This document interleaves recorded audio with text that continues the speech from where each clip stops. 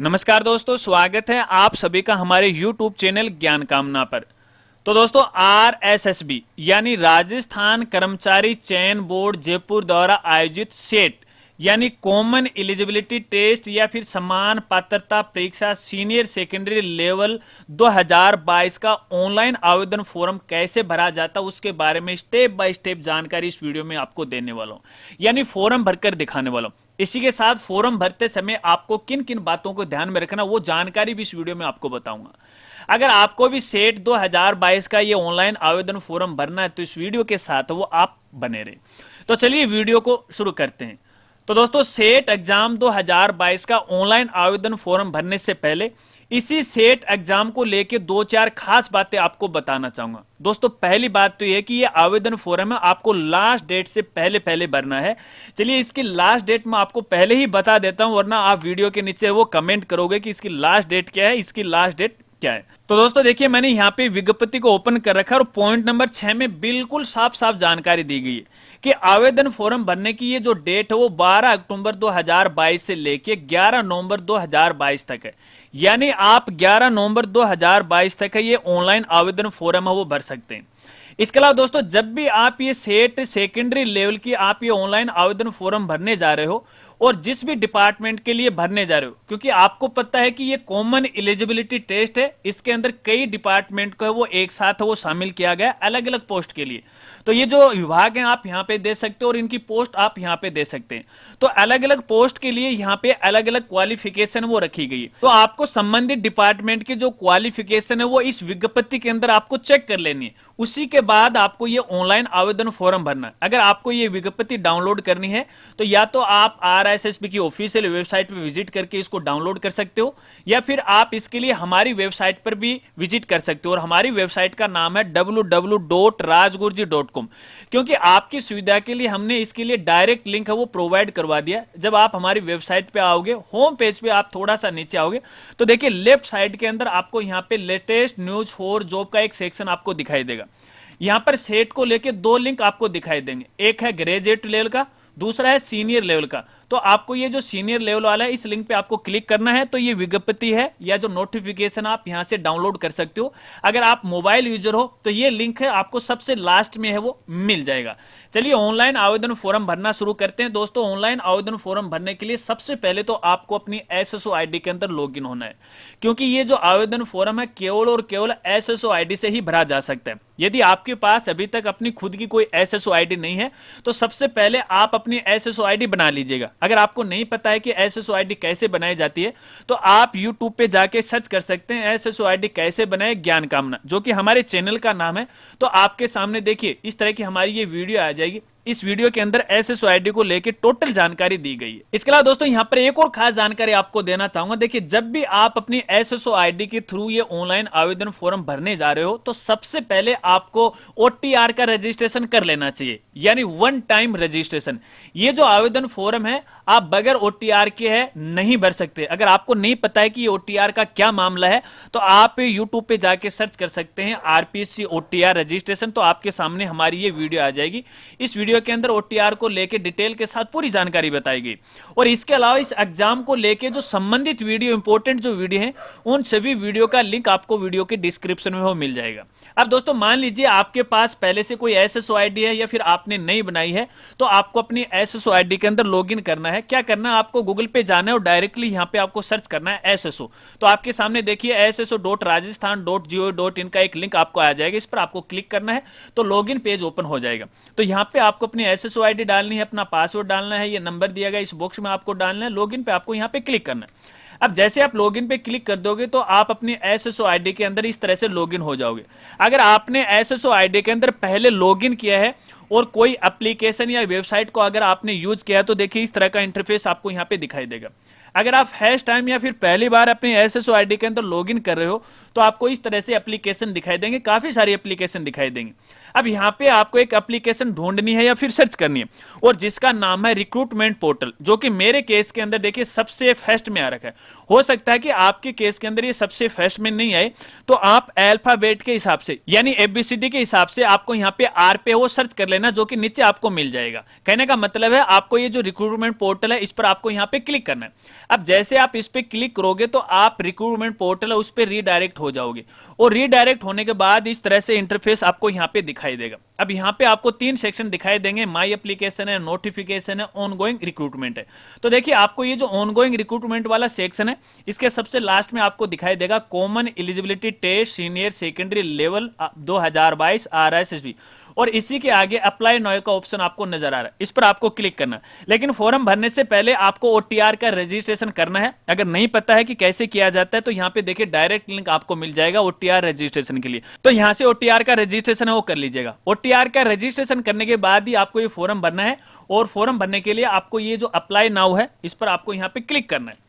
अब जैसे आप अप्लाई नाउ पे क्लिक करोगे तो क्लिक करने के बाद फिर से आपको यहाँ पे ये सेक्शन दिखाई देगा common eligibility test senior secondary level, इस पर आपको क्लिक करना है। जब आप इस पे क्लिक कर दोगे तो क्लिक करने के बाद देखिए इस तरह से एक आवेदन फॉर्म आपके सामने आ जाएगा।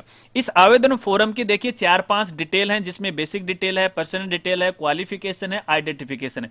सभी स्टेप को आपको एक एक करके आपको कंप्लीट करना है। सबसे पहले देखिए बेसिक डिटेल के अंदर आपको अपनी कुछ बेसिक जानकारियां हैं वो डालनी पड़ेंगी, जैसे आपका नाम, पता, एड्रेस है, ठीक है। अब यहाँ पे देखिए यदि आपने OTR का रजिस्ट्रेशन यदि आपने कर लिया तो देखिए यहाँ पे बेसिक डिटेल के अंदर कुछ जो डिटेल्स हैं आपकी ऑटोमेटिक आ जाएंगी, जैसे आपका नाम है, आपका जेंडर है, पिता का नाम है, आपकी DOB है।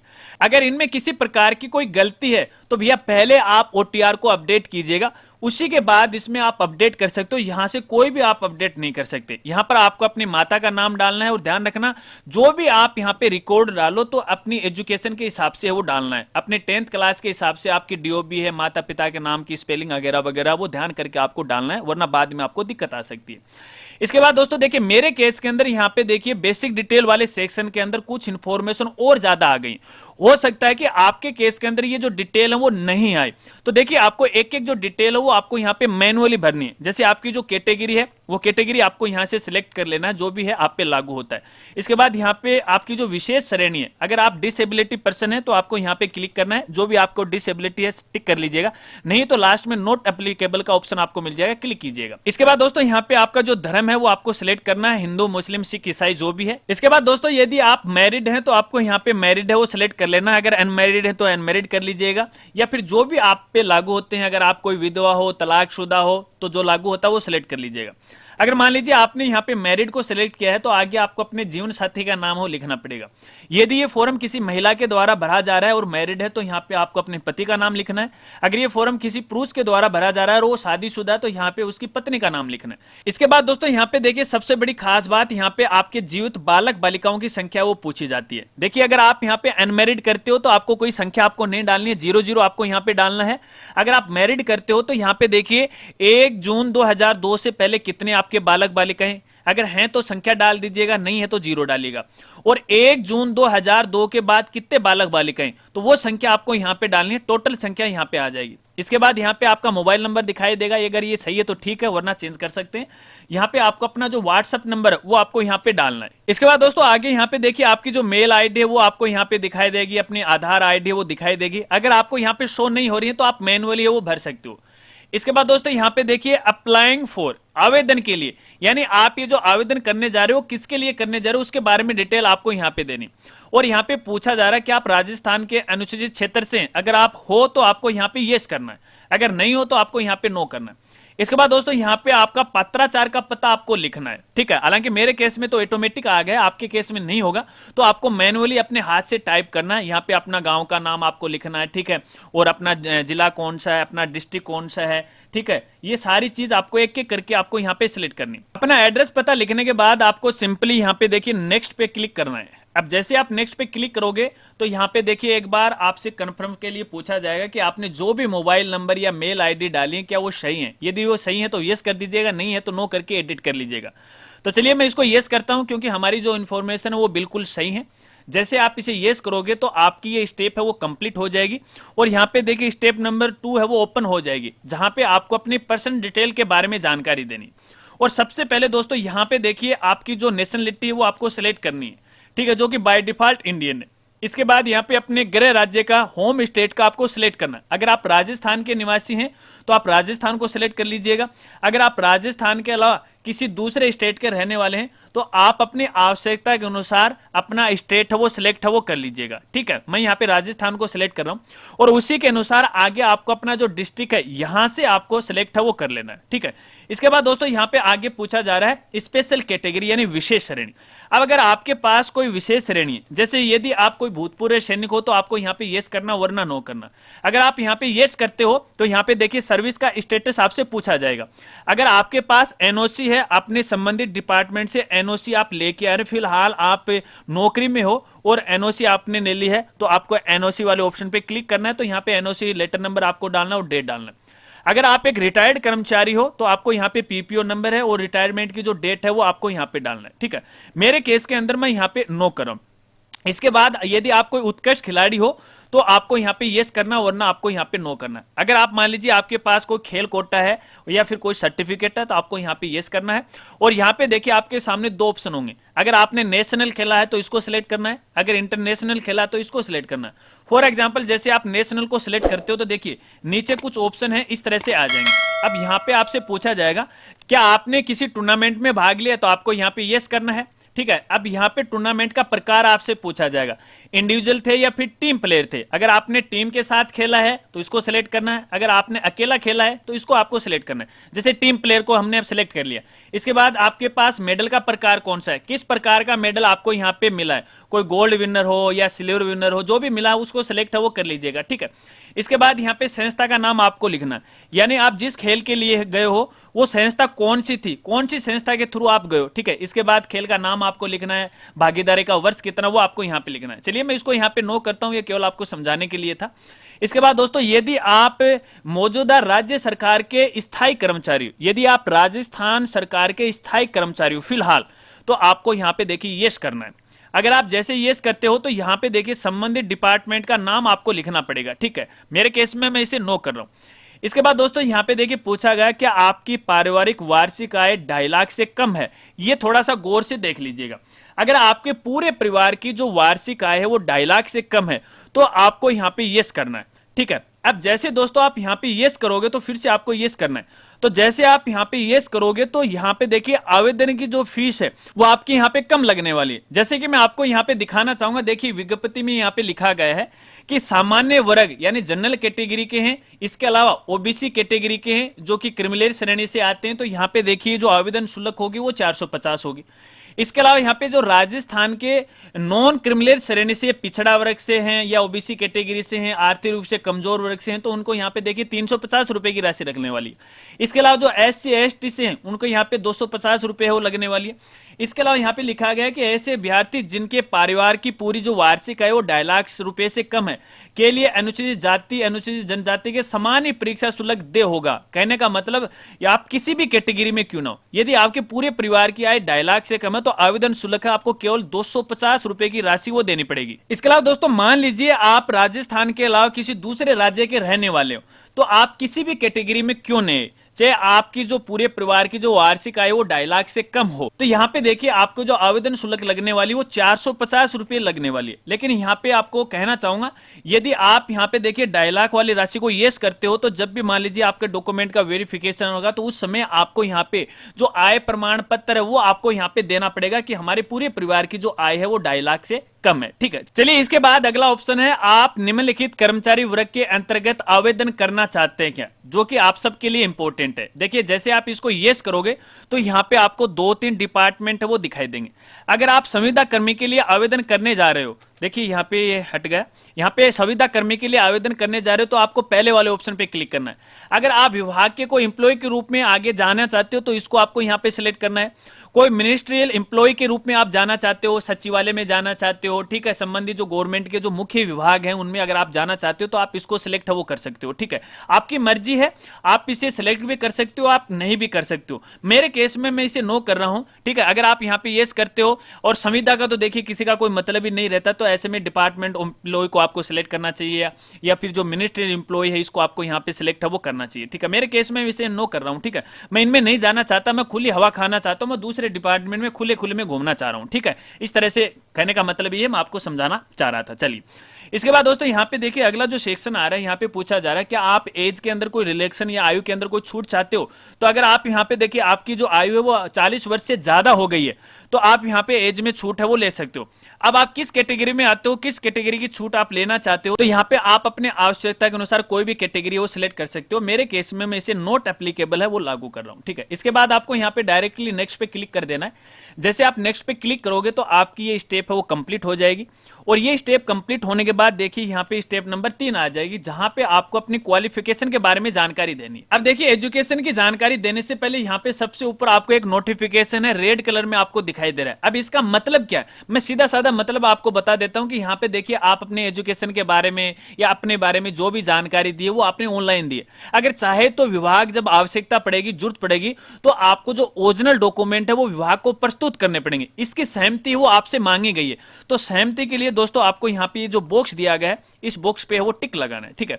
इसके बाद यहाँ पे देखिए आपको एजुकेशन के कई कॉलम है वो मिल जाएंगे। यहाँ पे सबसे पहले कक्षा 10वीं की जानकारी देनी है, 12वीं की देनी है, कॉलेज की देनी है, और इसके अलावा संबंधित और कोई डिप्लोमा है तो उसकी जानकारी आपको देनी है। हालांकि देखिए मेरे केस में तो ये ऑटोमेटिक है वो आ चुकी है, क्योंकि हमने इस SSID के द्वारा पहले भी आवेदन किया था, ठीक है। अगर आपके केस में यहाँ पे नहीं आ रही है आपकी एजुकेशन की जानकारी तो एक एक करके आप मैनुअली वो फिल कर दीजिएगा, ठीक है। यहाँ पे आपका जो सब्जेक्ट है वो आपको भरना है, लिखना उसके बारे में। जैसे 10th की डिटेल लिख रहे हो तो एज ऑफर आप कर सकते हो। इसके अलावा यदि आप 12th की जानकारी आप यहाँ पे दे रहे हो, सीनियर सेकेंडरी की, तो जो भी सीनियर सेकेंडरी में आपके सब्जेक्ट थे वो आप इस तरह से लिख सकते हो। इसी तरह से कॉलेज के आपको लिखने, यहाँ पे आपका बोर्ड का पूरा नाम आपको यहाँ पे लिखना, आपके रोल नंबर लिखने हैं, आपका परिणाम सेलेक्ट करना है, कौन से साल में आपने पास की थी, कितना प्रतिशत आया था, वो एक एक करके आपको यहाँ पे भरना है, ठीक है। तो ये तो रही कुछ सामान्य सी जानकारी। अब यहाँ पे देखिए अलग अलग जो डिपार्टमेंट होते हैं, अलग अलग जो पोस्ट होती हैं, उनके लिए यहाँ पे देखिए अलग अलग कोर्स भी होने चाहिए। जैसे कोई कंप्यूटर डिप्लोमा, अगर आपके पास कोई कंप्यूटर डिप्लोमा है तो आप यहां से सिलेक्ट कर लीजिएगा। अगर आपके पास RSCIT है तो इसको आप सिलेक्ट है वो कर लीजिएगा। अब यहां पे देखिए विषय समूह या सब्जेक्ट ग्रुप में आपको क्या लिखना है। यदि आपने RSCIT किया है तो यहां पे दोस्तों सब्जेक्ट का नाम आपको लिखना है कंप्यूटर एप्लीकेशन, ठीक है। कंप्यूटर एप्लीकेशन आपको यहां पे लिखना है। अब इसके बाद यहाँ पे देखिए यूनिवर्सिटी कौन सी थी, तो आपको पता है कि वर्धमान महावीर ओपन यूनिवर्सिटी थी, तो उस यूनिवर्सिटी का नाम आपको यहाँ पे लिखना है। अपना यूनिवर्सिटी का नाम डालने के बाद दोस्तों यहाँ पे देखिए आपको रोल नंबर डालने हैं। अगर आपने यहाँ पे RSCIT किया है तो देखिए रोल नंबर आपको कहाँ पे मिलेंगे, जो आपका सर्टिफिकेट है तो सर्टिफिकेट के सबसे ऊपर आपको यहाँ पे जो लर्नर कोड होते हैं यही आपका रोल नंबर है। RSCIT के लिए कोई अलग से रोल नंबर है वो जारी नहीं होते हैं, तो ये रोल नंबर आपको यहाँ पे डाल देना है। अपना रोल नंबर डालने के बाद यहाँ पे आपका परिणाम है वो सिलेक्ट करना है, किस तरह का था, तो परसेंटेज के हिसाब से था, कौन से साल में इसको आपने पास किया तो वो साल आपको यहाँ पे सिलेक्ट है वो कर लेनी है। कितने परसेंटेज आए वो परसेंटेज आपको यहाँ पे लिख देने हैं। चलिए इतना काम करने के बाद दोस्तों यहाँ पे आपको नेक्स्ट पे क्लिक करना है, तो आपकी ये स्टेप है वो कंप्लीट हो जाएगी। ये स्टेप कंप्लीट होने के बाद आपके सामने नेक्स्ट स्टेप आ जाएगी, जहां पे आपको अपने आइडेंटिफिकेशन के बारे में जानकारी देनी, यानी यहां पे आपको अपनी फोटो और सिग्नेचर अपलोड करना है। और फोटो सिग्नेचर अपलोड करने से पहले एक जानकारी आपको देना चाहूंगा कि यहाँ पे फोटो और सिग्नेचर की जो साइज है, सबसे पहले फोटो की जो साइज है वो मैक्सिमम है वो 100 KB से ज्यादा नहीं होनी चाहिए, और मिनिमम है वो 50 KB से ज्यादा नहीं होनी चाहिए। और आपके सिग्नेचर की जो साइज है वो मैक्सिमम 50 KB से तो ज्यादा नहीं होनी चाहिए, और मिनिमम है वो 20 KB से कम नहीं होनी चाहिए। और इसका जो फॉर्मेट है वो JPG या फिर JPG में हो सकता है, ठीक है। अब देखिए मेरे केस में तो ऑटोमेटिक अपलोडेड है वो दिखाई दे रही है, हो सकता है कि आपके केस के अंदर ये अपलोडेड नहीं दिखाई दे, तो ऐसे में देखिए यहाँ पे आपको ब्राउज का ऑप्शन है वो मिल जाएगा, क्लिक करना है और जहां पे आपकी फोटो और सिग्नेचर है वो अपलोड है वो कर दीजिएगा। इस तरह से आपको यहाँ पे दिखाई देने लग जाएगी। इसके बाद दोस्तों नीचे देखिए बॉडी मार्क के बारे में पूछा गया है। बॉडी मार्क का मतलब है आपके शरीर का कोई भी पहचान चिन्ह, लेकिन पहचान चिन्ह वो प्राकृतिक होना चाहिए, न कि कृत्रिम। प्राकृतिक से मतलब है जो प्रकृति ने हमें दिया है, जो जन्म से ही हमारे साथ है। जैसे अगर आपके शरीर पर कोई तिल है, काला तिल है या फिर लाल तिल है या फिर और कोई पहचान चिन्ह है, तो उसको आपको यहाँ पे लिखना है। कृत्रिम का मतलब ये है कि जैसे आपके शरीर पे कोई घाव है, कोई कट लगा हुआ है, कोई अंगुली टूटी हुई है, बाद में टूटी है, तो देखिए ये कोई चिन्ह नहीं होते हैं, ये कृत्रिम होते हैं। इस प्रकार के चिन्ह के बारे में आपको नहीं लिखना है, यहाँ पे केवल प्राकृतिक आपको लिखना है। ठीक है, ये लिखने के बाद आपको नेक्स्ट पे क्लिक करना है। अब जैसे आप नेक्स्ट पे क्लिक कर दोगे तो नेक्स्ट पे क्लिक करने के बाद देखिए सबसे पहले आपको अपने फोरम का प्रीव्यू हो दिखाई देगा। यहाँ पे आपकी फोटो हो दिखाई देगी और जो भी डिटेल आप आवेदन फॉर्म में भर के लेके हो, हर एक डिटेल आपको यहाँ पे नजर आएगी।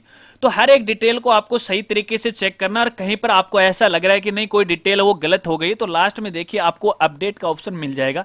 जब आप इस पे क्लिक करोगे तो देखिए फॉर्म की वही स्टेप ओपन हो जाएंगी जो फिलहाल हम भर के लेके हैं।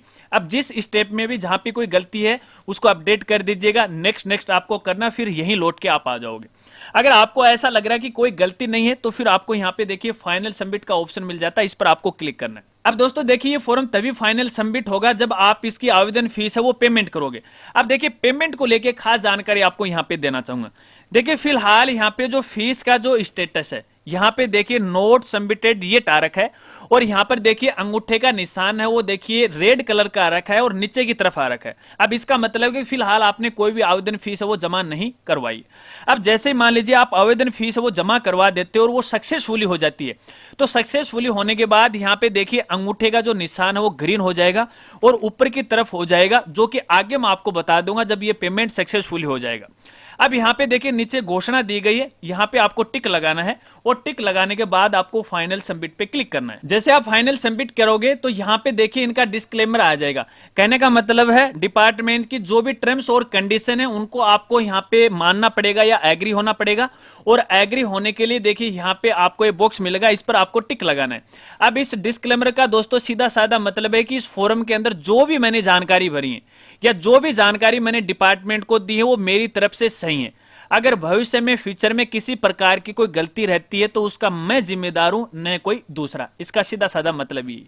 चलिए यहाँ पे टिक लगाने के बाद आपको फाइनल सबमिट पे क्लिक करना है। अब जैसे आप फाइनल सबमिट पे क्लिक कर दोगे तो यहाँ पे देखिए इसका आपको पेमेंट करना पड़ेगा, और यहाँ पे देखिए आपको टेम्पोररी ट्रांजैक्शन नंबर आपको यहाँ पे दिखाई देंगे। कितनी फीस है आपको यहाँ पे लगने वाली है वो फीस आपको यहाँ पे दिखाई देगी। ठीक है, इसके बाद दोस्तों यहाँ पे पे फीस का ऑप्शन आपको मिल जाएगा, इस पर आपको यहाँ पे क्लिक करना है। ओके पे आपको यहाँ पे क्लिक करना है।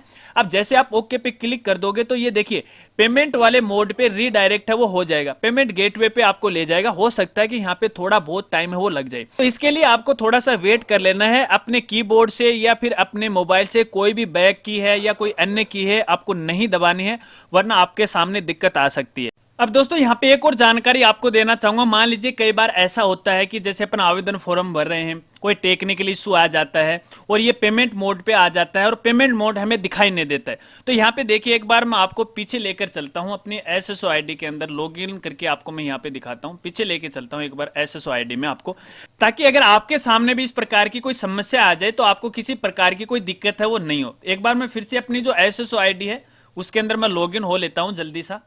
अब जैसे आप अपने SSO ID में दोबारा लॉगिन करोगे, लॉगिन करने के बाद फिर से आपको ये जो रिक्रूटमेंट पोर्टल है इस पर आपको यहाँ पे क्लिक करना है, तो आप ये जो रिक्रूटमेंट पोर्टल है इस पे रीडायरेक्ट हो जाओगे और फिर से आपको इसी तरह से डैशबोर्ड दिखाई देगा।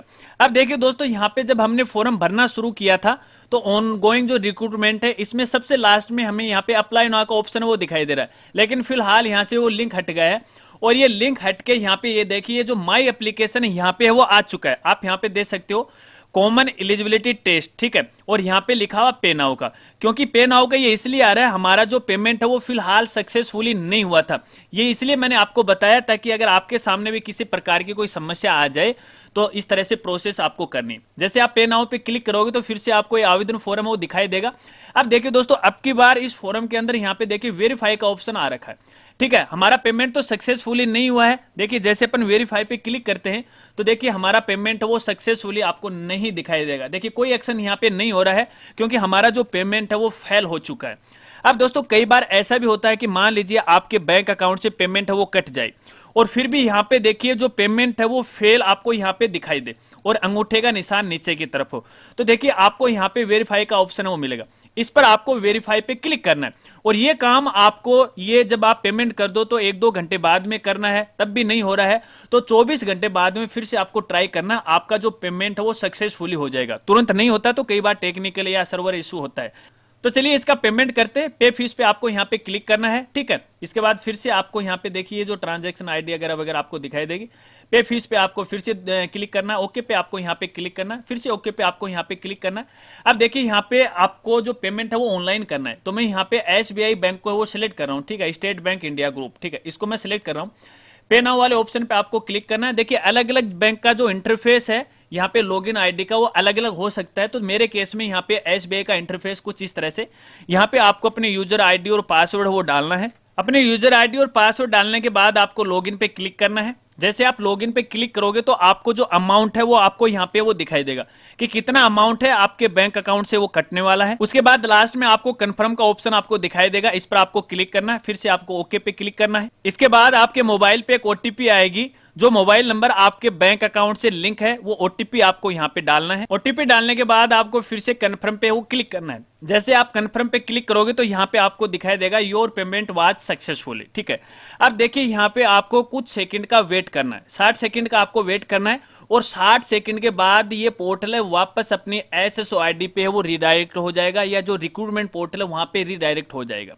क्योंकि यहाँ पे थोड़ा सा समय है वो ले सकता है, तो ऐसे में आपको यहाँ पे कोई भी छेड़खानी नहीं करनी है। अगर आप छेड़खानी कर देते हो तो आपके सामने समस्या आ सकती है, आपके बैंक से पैसे कट जाएंगे, आपका पेमेंट है वो सक्सेसफुली नहीं होगा। तो थोड़ा सा आप वेट कर लीजिएगा, कम से कम आपको यहाँ पे 2 मिनट का वेट करना है।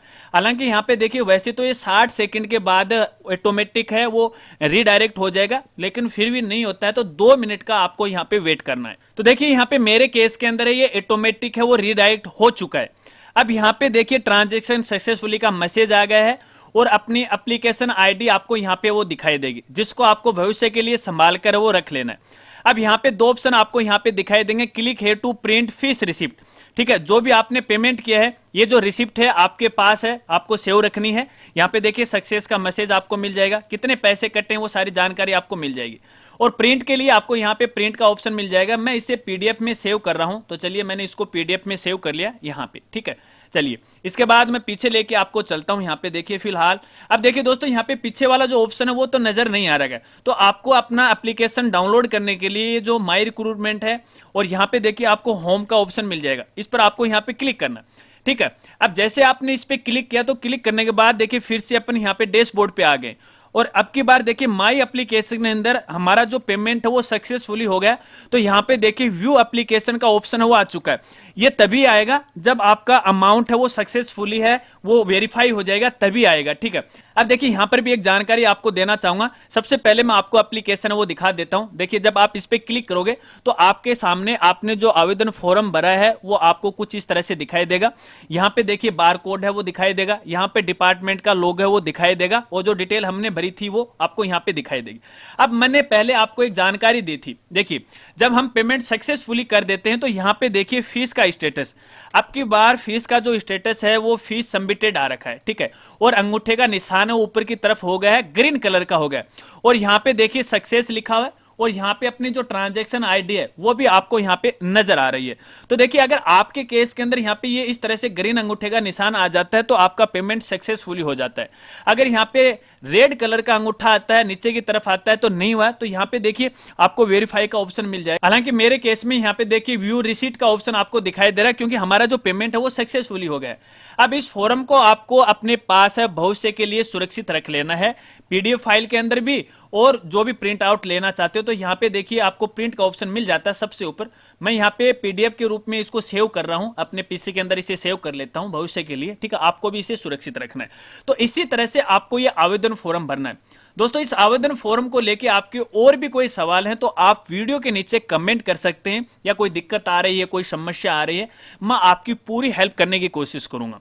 इसके अलावा वीडियो जानकारी आपको अच्छी लगी हो तो यार वीडियो को लाइक करना मत भूलिएगा। इस वीडियो को अपने दोस्तों में भी शेयर कर दीजिएगा, ताकि यार अगर वो भी सेट का आवेदन फॉर्म भरने जा रहे हैं तो इन बातों को ध्यान रखें, आवेदन फॉर्म भरते समय उनसे भी किसी प्रकार की कोई गलती नहीं रहे। अगर आप हमारे चैनल पर पहली बार आए और अभी तक चैनल को नहीं सब्सक्राइब किया है तो चैनल को भी आप सब्सक्राइब हो कर लीजिएगा। सब्सक्राइब करने के बाद बेल आइकन है उसे भी आप दबा लीजिएगा, और ऑल नोटिफिकेशन है उसे जरूर ऑन कर लीजिएगा, ताकि इसी प्रकार से आपको नई नई वीडियो की जानकारी वो आपको मिलती रहे, क्योंकि हमारे इस चैनल पर आपको शिक्षा जगत से जुड़ी जानकारियां हैं वो समय समय पे वो मिलती रहेगी। इसके अलावा दोस्तों चलते चलते एक और जानकारी आपको देना चाहूंगा। देखिए हमारी ये जो वेबसाइट है www.rajguruji.com, इस वेबसाइट पर भी आपको शिक्षा जगत से जुड़ी हर प्रकार की जो जानकारियां हैं वो समय समय पे वो मिलती रहेंगी। तो चाहो तो आप इस वेबसाइट पर भी विजिट कर सकते हो। मिलते हैं फ्रेंड्स अगले एक नई वीडियो के साथ, तब तक के लिए जय हिंद जय भारत।